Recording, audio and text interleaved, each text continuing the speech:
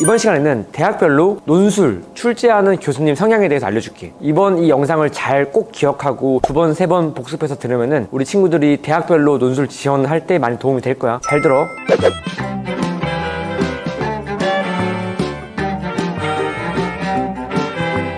첫 번째로 연세대 같은 경우에는 아무래도 관계성을 중시하는 경우가 많아. 무슨 말이냐면은 어떤 하나의 제시문만 주는 것이 아니라 여러 제시문을 주고 이 친구가 얼마나 이런 관계적 사고를 잘 하는지, 쉽게 말하면 잘 엮는지를 잘 본다고 보면 돼. 그래서 우리 친구들이 연세대를 지원한 친구들은 좀 잘 엮을 수 있는지에 대해 보면 좋고, 그리고 연세대 같은 경우에는 제시문 난이도를 요즘에 좀 높은 편이야. 우리 친구들이 연세대 준비할 때는 그래도 좀 독해력이 좀 중요한 편이고, 그리고 영어에 대한 이해도 어느 정도 있어야 돼. 그래서 이런 것도 좀 기억하면은 좋을 것 같아. 연세대 논술에서 관계성이란 제시문과 제시문의 관계성을 의미해. 제시문 가, 나, 다가 있으면 이 세 제시문 가, 나, 다 각각 이 세 제시문 간의 관계를 의미하는 거야. 이런 세 제시문만의 관계를 잘 파악하는 게 굉장히 중요하다 볼 수 있어. 그리고 고려대 같은 경우에는 아무래도 제시문 자체의 난이도를 좀 높이는 편이야. 그리고 요약 능력 같은 것들을 되게 중시해. 무슨 말이냐면은 어떤 제시문 하나가 있을 때 좀 긴 글이 있잖아, 그치? 근데 이 긴 글을 얼마나 짧게 압축하고 축약하는지, 이거에 대해서 굉장히 교수님들이 관심 있게 보는 경우가 많아. 그래서 우리 친구들이 고려대를 준비한다 라고 하게 되면은 내가 조금 더 얼마나 많이 컴팩트하게 제시문들을 축약할 수 있는지, 압축할 수 있는지, 이거에 대해 많이 고민하면 좋을 것 같아. 다음에 성균관대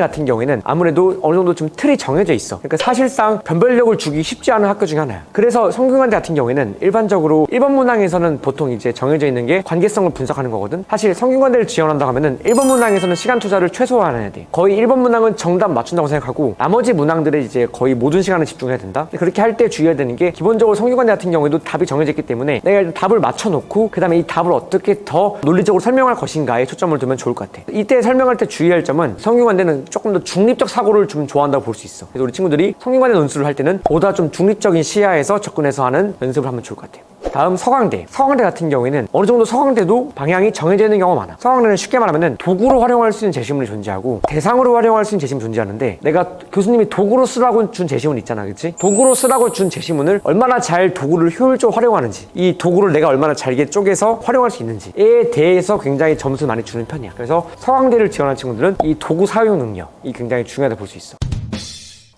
다음에 한양대학교는 아무래도 뭔가 이런 창의성이나 이런 것들을 되게 중시하는 경우가 많이 있어. 그래서 우리 친구들이 뭔가 단순히 제시문에 얽매이는 것이 아니라 내가 창의적인 생각과 창의적인 발상으로 접근하는 능력이 뛰어난 친구들 같은 경우에는 한양대를 지원하는 많이 도움이 될 거야. 다음에 경희대학교 같은 경우에도 성균관대랑 비슷한 점이 있는데, 1번 문항 같은 경우에 변별력이 좀 낮은 편이야. 1번 문항이 거의 정답이 정해져 있거든. 그래서 우리 친구들이 1번 문항 할 때는 아무래도 좀 빠르게 시간을 쓰는 게 좋아.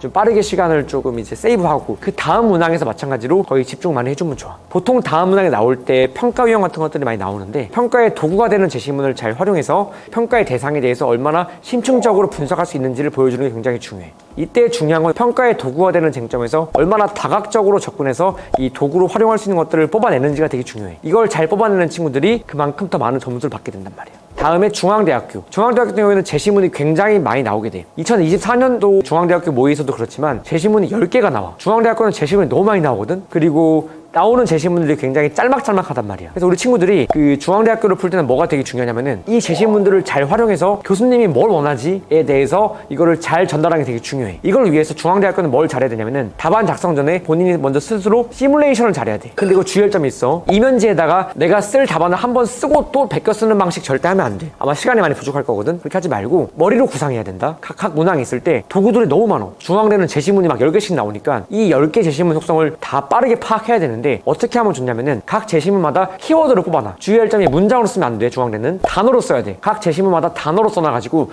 이 단어들을 얼마나 잘 배합해가지고 결과적으로 이 발문의 명령사항이 중앙대는 조금 약간 좀 복잡하거든. 이 명령사항에 맞게 얼마나 잘 쓸 것인지를 다시 재배치해서 글을 쓰는 게 되게 중요해. 다음으로 한국외대 같은 경우에도 어느 정도 좀 정답이 정해져 있지만, 중요한 거는 한국외대도 한양대만큼은 아니지만 조금 자율성이 주어지는 부분들이 있어. 그게 마찬가지로 1번 문항이 아닌 부분들. 그러니까 한국외대 같은 경우 어떻게 보면은 성균관대와 한양대를 섞은 버전으로 보면 좀 편할 것 같아. 그래서 우리 친구들이 내가 외대를 쓴다 라고 하게 되면 어느 정도 중립적 사고도 가능하면서 어느 정도 좀 이제 약간 나만의 창의성도 일부 발휘할 수 있는 그런 친구들이 외대를 쓰면 좋을 것 같아.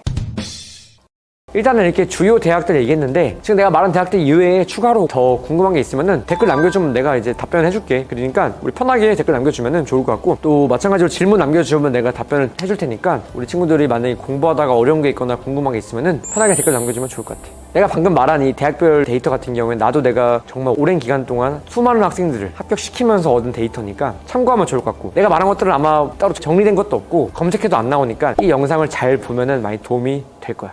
물론 근데 이제 그 해마다 좀 달라질 수 있긴 하겠지, 조금씩은. 내가 말한 거는 대략적인 측면에서 방향성이니까 그 방향성을 잊지 말고 기억해주면은 그래도 좀 도움이 될 거야. 댓글로 궁금한 거 있으면 꼭 물어봐. 편하게 답변해줄게.